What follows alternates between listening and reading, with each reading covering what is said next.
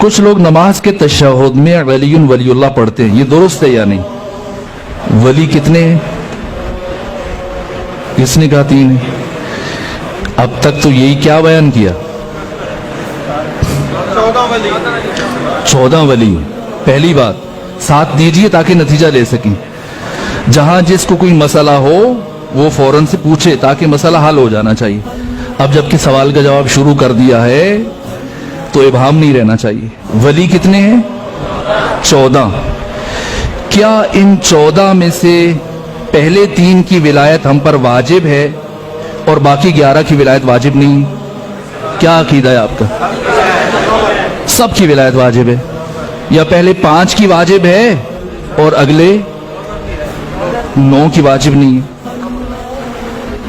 سب کی واجب ہے، سب کو مانے۔ 13 کو مان لیں، امام زمانہ کی ولایت کا انکار کر دیں۔ آیا آپ نے اقرار کیا؟ آپ مولائی ہیں؟ نہیں۔ ایک کی ولایت کا انکار سب کی ولایتوں کا انکار ہے۔ ہم پر 1 کی نہیں، 2 کی نہیں، 3 کی نہیں، 5 کی نہیں، 14 کی ولایت واجب ہے۔ غدیر میں رسول اسلام نے کیا صرف علی کی ولایت کا اعلان کیا؟ سب کی ولایت کا اعلان کیا۔ کیا غدیر میں پیغمبر گرامی اسلام نے علی ابن ابی طالب کے ہاتھ پر جو بیعت کی اور باقیوں سے کروائی، مردوں سے بھی خواتین سے بھی، کیا صرف علی ابن ابی طالب کی بیعت کروائی گئی؟ سب کی بیعت کروائی گئی۔ تو اب سوال بتائیے کہ کیا آپ کا سوال کیا ہے کہ تشہد میں علی کی گواہی کا پوچھ رہے ہیں یا سب کی گواہی کا پوچھ رہے ہیں؟ آپ علی کی گواہی دیں تو کیا امام حسن کی گواہی واجب نہیں ہے؟ جس دلیل کی بنیاد پر علی ابن ابی طالب کی ولایت کی گواہی واجب ہے، اسی دلیل کی بنیاد پر امام حسن مجتبی کی گواہی بھی واجب ہے یا نہیں؟ جہاں اختلاف ہو بتائیے گا، میں بہت رک رک کے چل رہا ہوں۔ جی خوب، میں عرض کرتا ہوں، اگر امام حسن مجتبی کی ولایت کی گواہی واجب ہے تو امام حسین کی بھی واجب ہے، فرق نہیں ہے۔ اگر کوئی 6 اماموں پہ رک گیا، 6 امامی بن گیا، کیا آپ اسے شیعہ تسلیم کریں گے؟ اب شیعوں میں جو فرقے ہیں، مثلا جیسے زیدیہ ہے، اس کا تشیع سے تعلق نہیں ہے۔ اسماعیلی ہیں، ان کا تشیع سے تعلق نہیں ہے۔ شیعہ کون ہے؟ جو ان 14 کو مانتا ہے اور پیغمبر کے بعد جناب سیدہ کے بعد 12 اماموں کو مانتا ہے۔ 11 کو بھی مان لے تب بھی کافی نہیں۔ سو پہلی بات کہ پیغمبر کا نام نماز میں لیا جائے تو باقیوں کا کیوں نہ لیا جائے؟ بات تو ٹھیک ہے نا؟ غلط ہے؟ ٹھیک ہے۔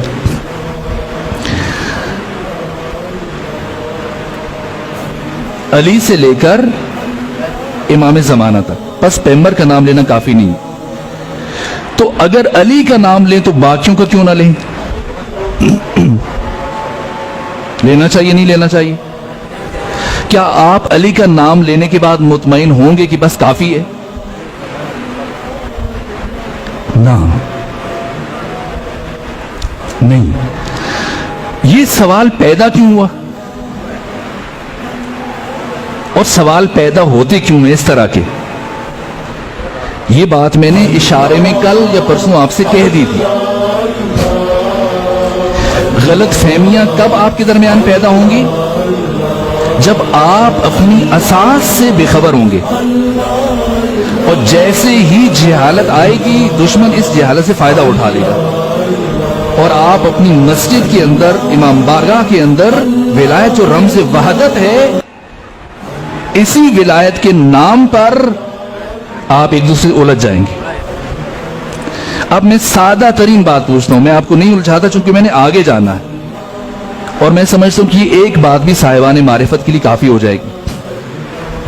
یہ نماز، اس نماز کے واجبات ذرا سا مجھے سنا دیجئے تاکہ میں آپ کو جواب دوں۔ کتنے واجبات ہیں نماز؟ 11۔ نیت، तकबीरतुल इहराम, क़याम, रुकू, सुजूद, जिक्र, किराअत, तरतीब, मवालात, तशहुद, सलाम। इन 11 में से 5 रुकने और 6 गैर रुकने, यानी 5 को आपने भूल कर या जानबूझकर इजाफा किया या कम किया, नमाज उसी वक्त बातिल है, बेशक भूल के करें, बेशक जानबूझ के। बाकी जो 6 हैं अगर भूल गए उनमें तो नमाज पे कोई फर्क नहीं पड़ेगा, और अगर आपने जानबूझ की कमी बेशी की फिर नमाज बातिल है। मुख्तसर कर रहा हूं, आप नमाज में जो जिक्र पढ़ते हैं उनमें से एक है दुरूद, जिसे आप सलावात कहते हैं। बताइए कब कब और कहां कहां पढ़ते हैं? एक ही जिक्र को आपने रुकू में भी पढ़ा, सजदों में भी पढ़ा, कुनूत में भी पढ़ा, तशहुद में भी पढ़ा, ठीक है? अब बताइए, ये बात पहुंची आप तक? अब बताइए कि रुकू में किस नियत से दुरूद पढ़ते हैं?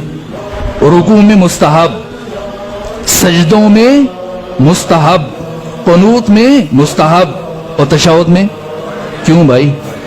नऊज़ु बिल्लाह, क्या अल्लाह मिजाज का ताबे है जैसे हम मूडी लोग होते हैं, इधर ये कर दिया उधर वो कर दिया? आइए सोचें कि हर मकाम पर अल्लाह ने दुरूद को मुस्तहब करार दिया, क्या वजह है कि सजदे में, तशहुद में इसी दुरूद को अल्लाह ने वाजिब करार दे दिया। वो सारी चीजें नमाज के वसत में, दौरान में, रुकू भी, कुनूत भी, सजदे भी। अब है नमाज का इख्तिताम, वहां इख्तियार है, पढ़ो मर्जी, न पढ़ो मर्जी।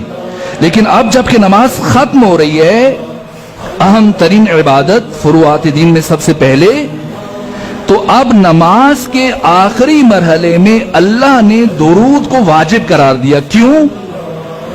इसलिए ये दुरूद क्या है? ये दुरूद इन 14 की विलायत का ऐलान, इकरार और इजहार है, जिसमें पैगंबर भी शामिल हैं, फातिमा भी शामिल हैं, हसन हुसैन भी शामिल हैं, अली भी शामिल हैं, इमाम ज़माना सब। पैगंबर का जिक्र अलग से क्यों हो रहा है? ताकि खत्म नबुव्वत का ऐलान हो जाए, अब्दुहु व रसूलुहु। बस अगर खत्म नबुव्वत का ऐलान मकसूद ना होता तो हरगिज तशहुद में अब्दुहु व रसूलुहु का कलिमा ना होता, अल्लाहुम्मा सल्ली अला मुहम्मदिन व आले मुहम्मद काफी होता। बस ये दुरूद, ये सलावात तशहुद में इन 14 की विलायत का इकरार है। ये सिर्फ तशय्यो में नहीं है, यहां तक कि इमाम शाफई जो जमहूर के इमाम हैं, कहा कि ए अहले बैत मोहम्मद, आपके शरफ और मकाम के लिए इतना काफी है कि मन लम युसल्ली अलैकुम ला सलात लहू, कि जो शख्स हालत नमाज में आप पर दुरूद नहीं भेजता, इसकी नमाज उसके मुंह पे मार दी जाएगी। क्यों वाजिब करार दिया अल्लाह ने?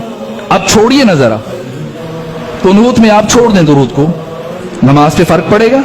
सजदों में छोड़ दीजिए, फर्क पड़ेगा। और रुकू में छोड़ दीजिए, जहां जी चाहे पढ़ें ना पढ़ें, पूरी नमाज में ना पढ़ें, तशहुद में छोड़ के देखिए, क्या नमाज कबूल है? नहीं है। तो सवाल ये बाशऊर इंसान के लिए कि अल्लाह ने तशहुद में दुरूद को क्यों वाजिब करार दिया? इसलिए कि अब नमाज का इख्तिताम है और अब नमाज की कबूलियत का दारो मदार इन 14 की विलायत के इकरार, ऐलान और इजहार पर है। रुकू में पढ़ते हैं या नहीं पढ़ते? सुजूद में, कुनूत में, तशहुद में, मुस्तहब या वाजिब? मुस्तहब। अल्लाह को मोहम्मद से प्यार है, अली से प्यार नहीं है, हसन से प्यार नहीं है, हुसैन से प्यार नहीं है, जिसने अपना सब कुछ नमाज के लिए कुर्बान कर दिया।